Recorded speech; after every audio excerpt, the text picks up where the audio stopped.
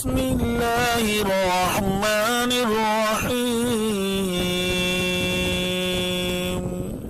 سوال یہ کہ جی ہمارے ہاں کچھ لوگ نماز پڑھاتے ہیں امام، اور وہ جمعے کے دن پڑھتے ہیں جمعے کی پہلی رکعت کے اندر سبح اسم ربک الاعلی، تو پیچھے مقتدی بلند آواز سے سبحان ربی الاعلی اس کا جواب دیتے ہیں۔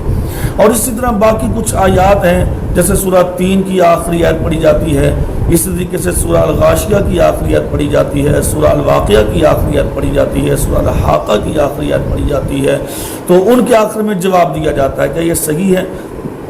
دیکھیں میرے بھائیوں، جو آیات ہیں ان کا جواب دینا کسی بھی صحیح سند کے ساتھ یہ ثابت نہیں ہے، صحیح سند کے ساتھ یہ ثابت نہیں ہے کہ جو سامعین ہیں وہ ان آیات کا جواب دیں۔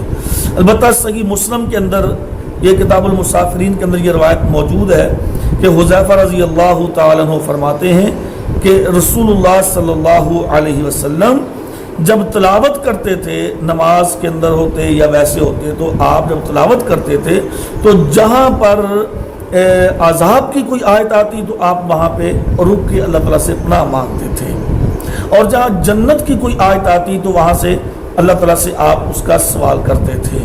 یعنی کہ نبی صلی اللہ علیہ وسلم خود یہ عمل کرتے تھے۔ یعنی اس حدیث سے یہی بات ثابت ہوتی ہے کہ قاری، پڑھنے والا، جو قاری ہے پڑھنے والا، وہ اگر جواب دینا چاہے تو وہ جواب اس کا دے سکتا ہے، سنت سے ثابت ہے۔ لیکن سامعین کے لیے، یعنی کہ سننے والوں کے لیے، مقتدیوں کے لیے ایسی کوئی روایت نہیں ملتی کہ جس میں پیارے نبی صلی اللہ علیہ وسلم نے ان آیات کو پڑھا ہو اور صحابہ اکرام نے اس کے بعد اس کا جواب دیا ہو۔ لہذا قاری کے لیے، یعنی پڑھنے والے کے لیے یہ ہے کہ وہ اس کا جواب دے سکتا ہے۔